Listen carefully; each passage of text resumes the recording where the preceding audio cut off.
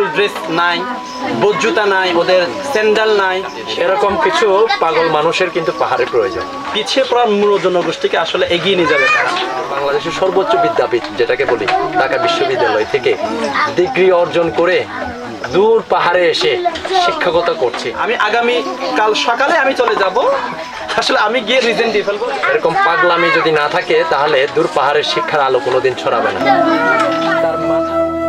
যে মানুষটি আমাদেরকে এই অনুষ্ঠানে এই পাড়ায় ইনভাইটেশন করেছেন, আমার স্নেহের অনুজ জেকি মার্মা, সে হচ্ছে এই পাড়া সরকারি প্রাথমিক বিদ্যালয় হচ্ছে একজন মানুষ গড়ার কারিগর।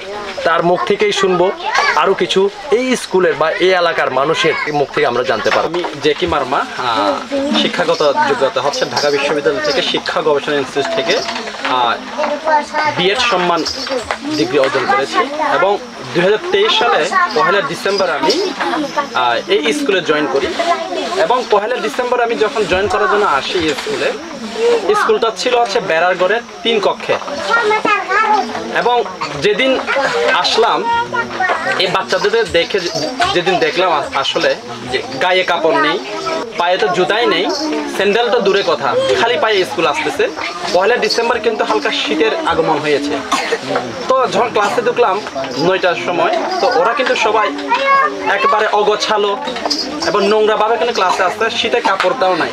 তবে এই যে ওদের চোখের যে মায়া, আসলে মুখের যে মায়া, ওইটা দেখার পরে আমি আসলে সিদ্ধান্ত নিয়েছি যে আসলে এই যে প্রান্তিক আলীকদম থেকে প্রায় 50-55 কিলোমিটার যে গহীনে, এদিকে আমাদের থানচি, এদিকে মায়ানমার এবং আলীকদম বর্ডারের শেষে আসলে আমরা যদি এখানে যদি না আসি এবং আমরা যদি আন্তরিকতা না পড়াই, আসলে পিছিয়ে পড়ার মূল জনগোষ্ঠীকে আসলে এগিয়ে নিয়ে যাবে তারা। আসলে এই যে ওই অনুভূতি থেকে আমি এই যে 1 বছর 2 মাস হলো, এই 2 মাসে হচ্ছে আমি একটি দিনের জন্য স্কুলটা মিস করি নাই।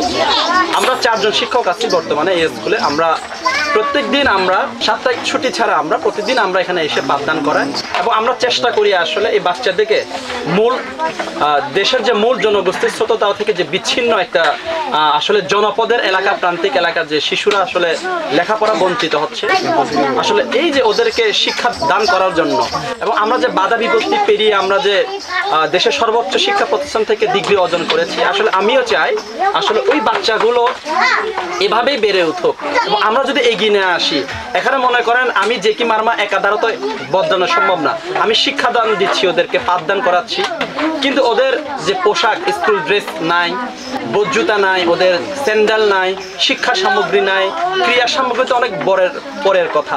তাদের যতটুকু প্রয়োজন তার চেয়ে খুব কম অংশ তোমরা দিচ্ছ, মানে তাদের যতটুকু দরকার সেটা কিন্তু তোমরা দিতে পারছো না, ওদের চাহিদা দিতে পারতেছি।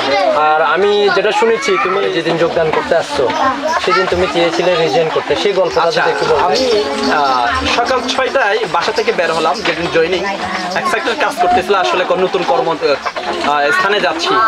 6টার সময় বাসা থেকে বের হলাম, তো দোসরি বাজারে পৌঁছলাম 10টার সময়। ওখান থেকে পায়ে হাঁটতে হাঁটতে সন্ধ্যা 6:30 হচ্ছে আমি স্কুলে আসি, মানে স্কুল তো না, স্কুল পাড়ায়। সন্ধ্যা হওয়ার কারণে স্কুলটা দেখি নাই, কারবারি বাসায় গিয়ে ঘুমালাম। তো শুয়ে থাকতে থাকতে আমি আসলে এই যে আসার যে এত দুর্গম এলাকা, এত কষ্ট, পাহাড় ডিঙ্গানো, আবার নামা, ঝিরির পথ, বিছানা আমি শুয়ে আমি চিন্তা করতেছি আমি আগামী কাল সকালে আমি চলে যাব। আসলে আমি গিয়ে রিজেন্ট দিয়ে ফেলবো যে এই চাকরি আমি করব না, আসলে আমার পক্ষে সম্ভব না আসলে এই জায়গায় এসে সার্ভাইভ করা। এখানে এসে বাচ্চাদের মায়া জালে যখন আটকে যায়, সে আবার সিদ্ধান্ত একটা নিয়েছে, সে কিন্তু এই স্কুল থেকে যাবে না। হ্যাঁ, সেটা হচ্ছে আমরা জেকের মুখ থেকেই হচ্ছে শুনবো। আসলে আমি এটা একটাই বলবো, আসলে ওদের প্রতি ওদের যে মায়া, আসলে যে বঞ্চিতর মায়া, আসলে এই যে না পাওয়ার যে কষ্টের মায়া, আসলে এই মুখটা দেখে যখনই আমি বাচ্চাদেরকে দেখি, যখন আমার পাড়া স্কুলের নাম শুনি বা স্কুলকে যখন দেখি, আসলে আমি তখনই সিদ্ধান্ত নিই আসলে এই মানুষকে সাহায্য করার জন্য, এদেরকে যে আপনার জীবনে পরিবর্তন করার জন্য হয়তো সৃষ্টিকর্তা আমাকে এখানে পাঠিয়েছে। এবং আমি চাবো যতটুকু আমি এই শিক্ষকতা করব, আমি এই স্কুলে আমি হচ্ছে শিক্ষকতার জীবনটা আমি কাটিয়ে দেবো। এরকম কিছু পাগল মানুষের কিন্তু পাহাড়ের প্রয়োজন। এরকম পাগলামি যদি না থাকে তাহলে দূর পাহাড়ের শিক্ষার আলো কোনোদিন ছড়াবে না।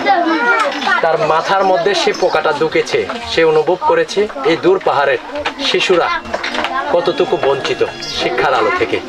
তো সে সর্বোচ্চ, আমাদের বাংলাদেশের সর্বোচ্চ বিদ্যাপীঠ যেটাকে বলি ঢাকা বিশ্ববিদ্যালয় থেকে ডিগ্রি অর্জন করে দূর পাহাড়ে এসে শিক্ষকতা করছে, এটাই হচ্ছে আমাদের গর্বের বিষয়।